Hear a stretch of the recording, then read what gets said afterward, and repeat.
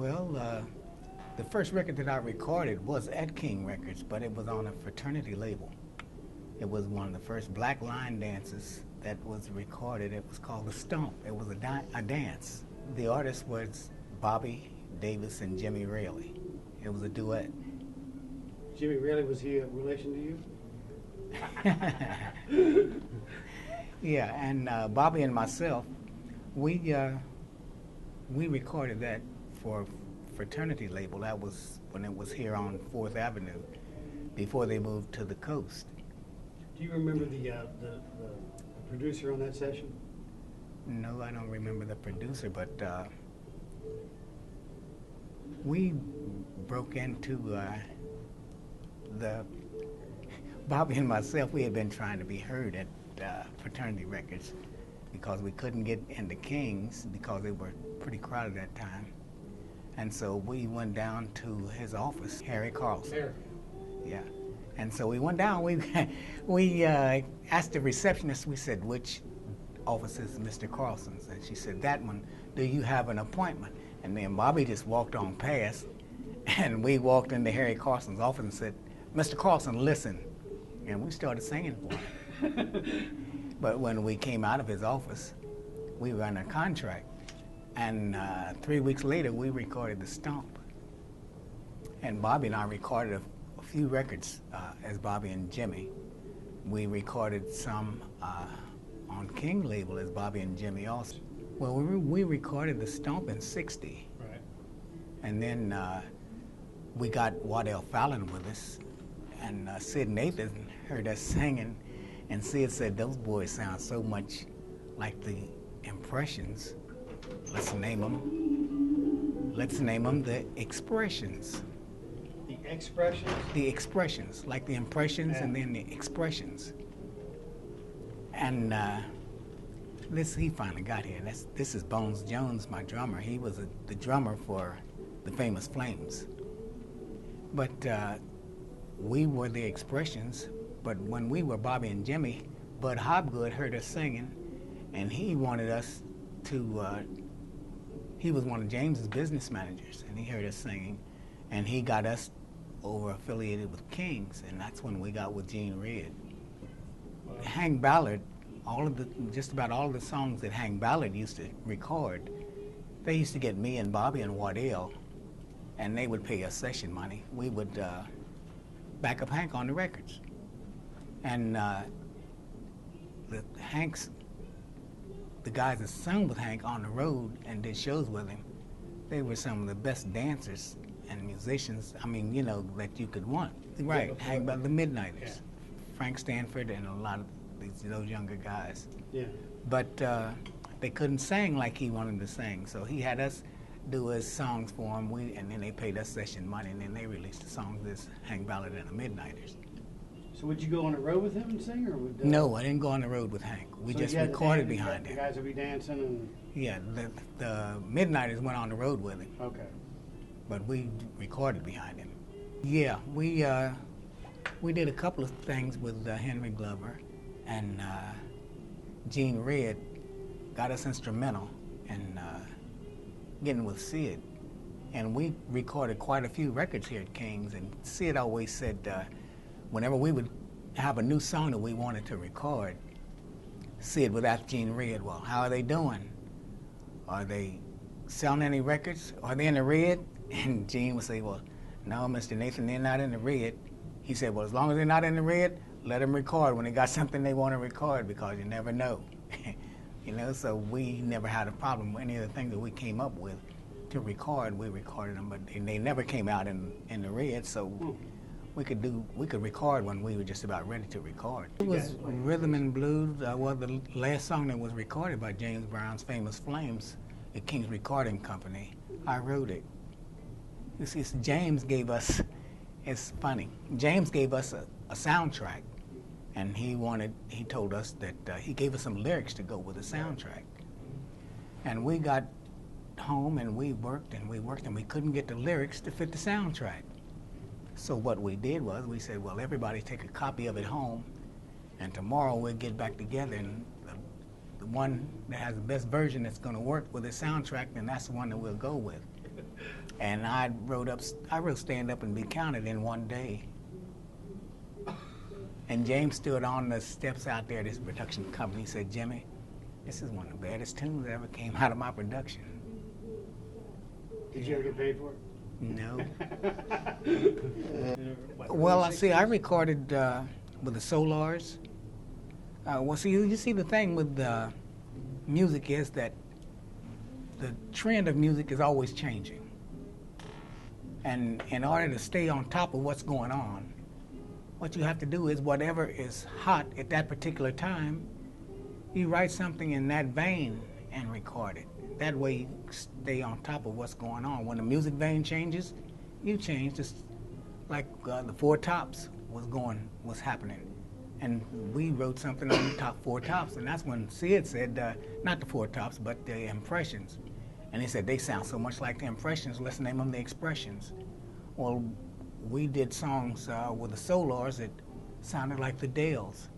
Bobby and Jimmy, we sang songs, some comedy songs like Down the Road and Over the Hill. It was like the Coasters used to do.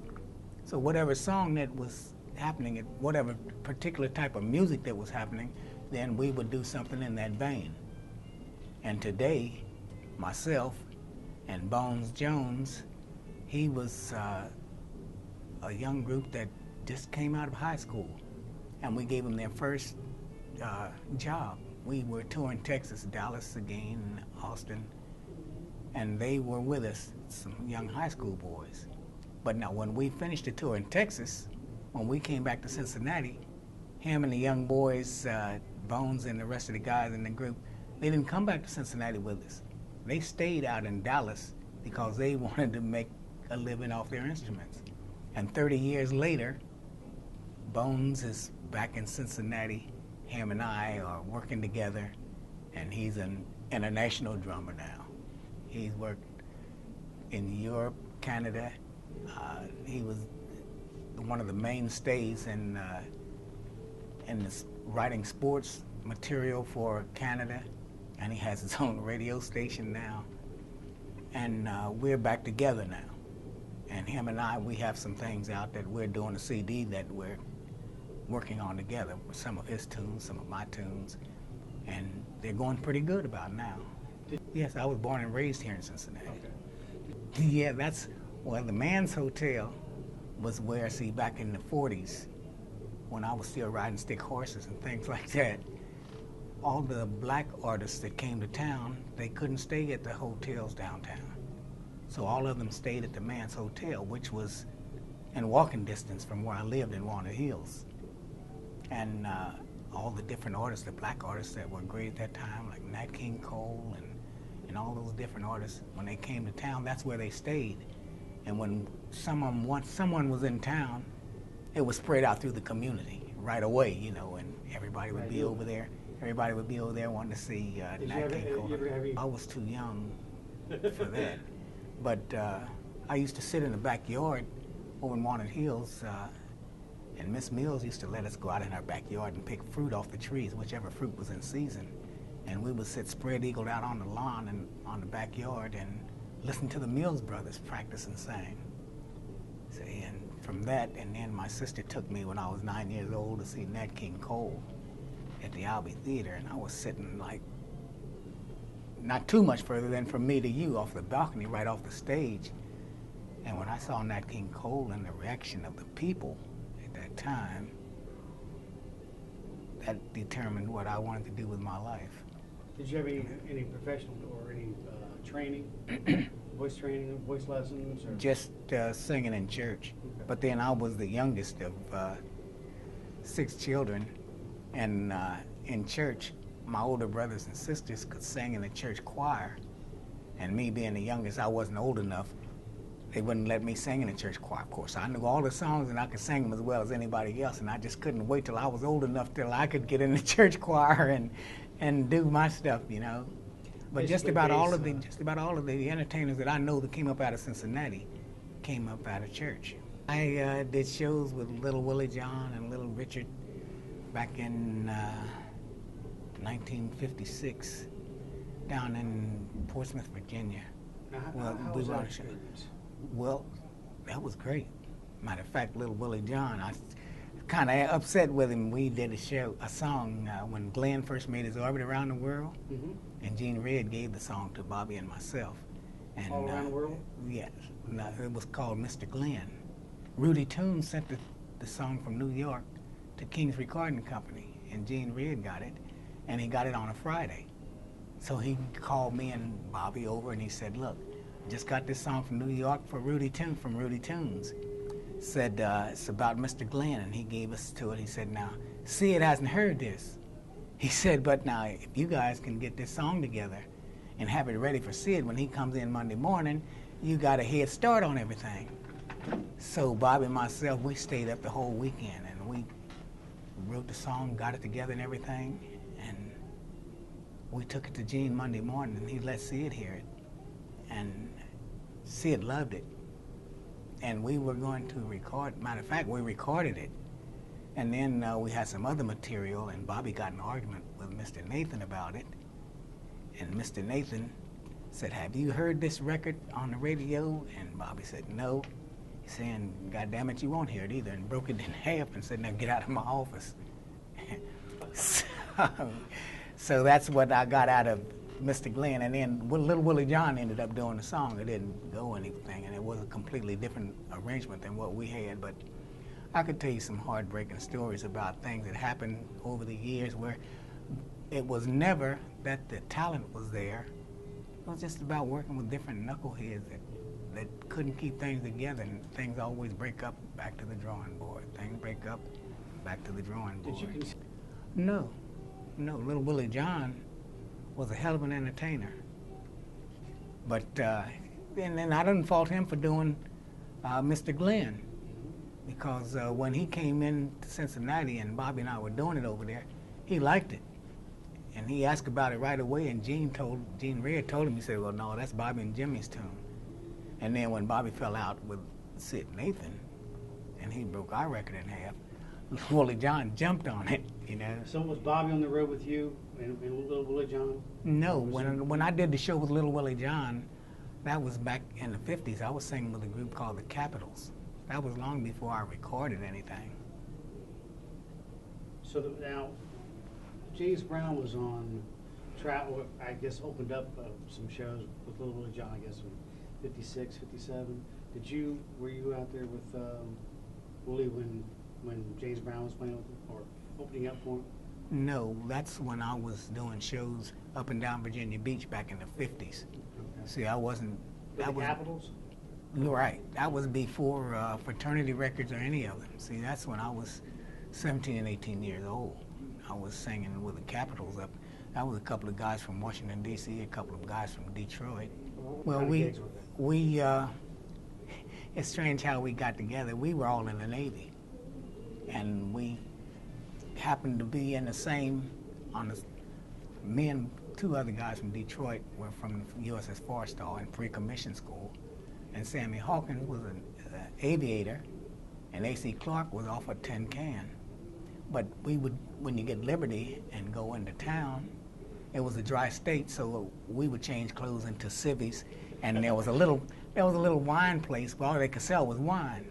And we used to get together from the USO, changing clothes. We heard each other sing, and we just started harmonizing in the USO up in the locker room and everything. And so from there, we started, when we would get off the ship together, we would go to this little wine place, and we'd buy a bottle of wine, and we'd just sit in the corner and just harmonize and sing.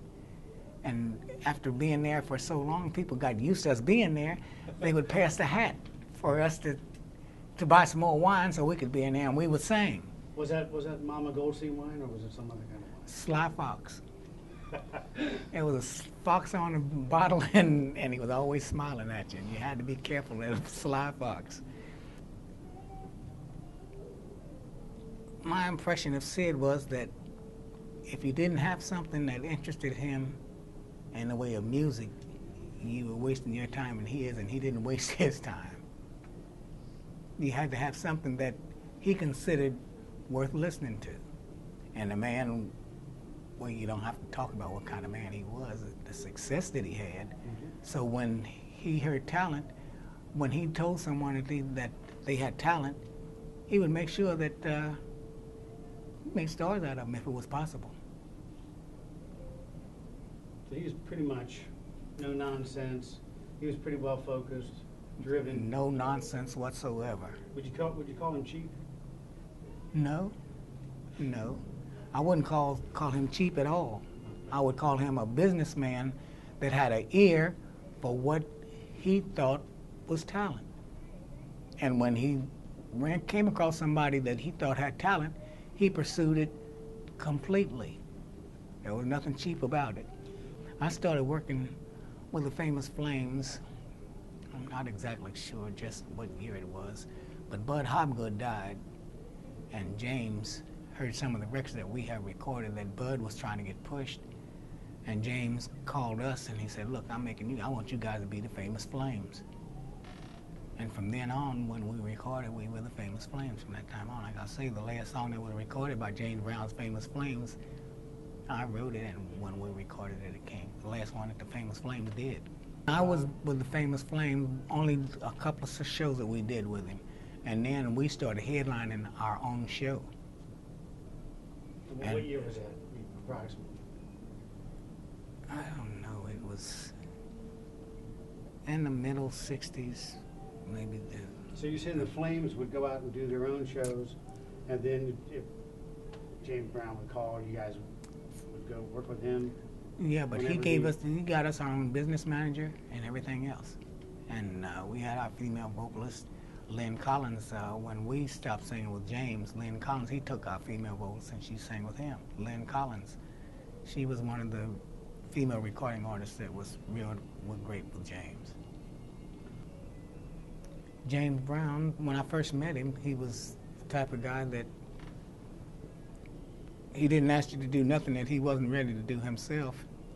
And he expected you to work as hard at practice as you did when you did a show. And that's the way he was, and that's the way he wanted everybody that worked with him to be. A lot of people didn't like James because they said he was hard, but James was a businessman like Sid was. He knew what he wanted, and when you could give him that, you were great with James. But when he didn't get that, then he didn't have any use for you, and he didn't have time to, mess around with you. And when you messed up, and continually messed up, then you just had to go.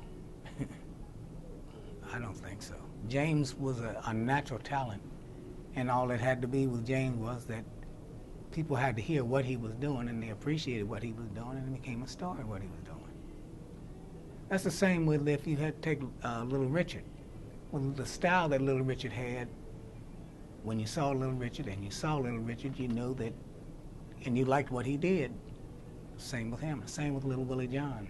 Yes. I was so glad to see what's going on here with Kings today. I mean, it gives me a real warm feeling because I was back there in a time when it was really hard to get started. And there were so many stars that came out of there with, the diversity of music that came out of there. What you accomplished there, if you did it like it was supposed to be done, you took pride in what you were doing. Because, there's not a whole lot of people that can actually say they make a living at just what they want to do. Because to me, singing is not a job. That's enjoyment to me. And that people would enjoy the things that I put together as far as constructing music, like what Bones and myself are doing, then that gives me pride. It makes me feel good about what I'm doing, and I enjoy that. That's you not remember? Work. That's a thing that you just wait to hear, Just wait to hear, and then when you hear it on the radio the first time, you tell friends about it, and you call a radio station and find out when they're going to play it again, at a certain time they're going to play it, so you can let friends know. I mean, it's just a wonderful feeling, and you feel like you're really getting a step on what you really want to do with your life. Well, I lived in Walnut Hills, so I was in walking distance from Kings, and me and my cousin Bobby, the one that made records with me, we rode stick horses around Kings. I mean, we feel like we tamed that the Wild West when we were kids.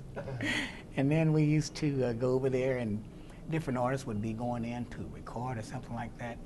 and Bobby and myself would help them carry their instruments in and everything like that so we could get inside, you know. And once we got inside, we would stay in and just watch what was going on and listen to what was going on.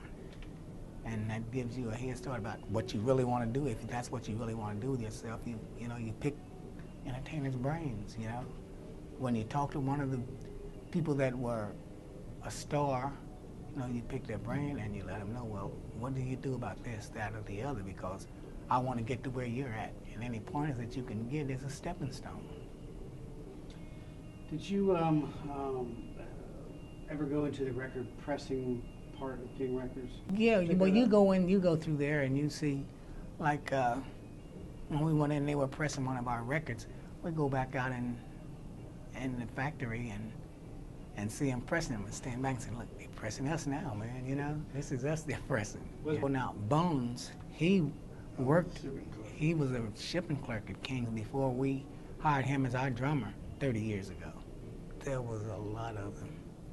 When you record a song and everything comes out the way that you want it to come out, and you're up in the control room and you listen to them play it, you get a special kind of pride about yourself that it's finally going to take place, it's going to happen, you know, and there's no feeling like that. I mean, to try to explain it, you would have to live through it to understand it, you know. Yeah, we did some songs with the echo chamber on it. Well, I wish I could let you meet Bones Jones, my drummer, that he was our drummer, and after 30 years, we're back together now and we're producing. And when King's is completed, well, I'm finishing up a CD that we're working on together now.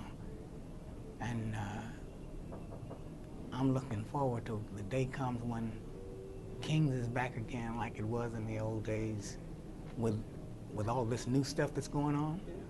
Because the old guys, when you've been in it as long as I have, well over 50 years, you always, when you find a younger person that's into music the way you were when you were young, then you get a chance to give something back. You can take them in under your wing and you can show them different pointers and tell them things that they need to do and things to stay away from. And this, I've always felt like I did this with a few entertainers that were coming along after me, that you feel like you're giving something back.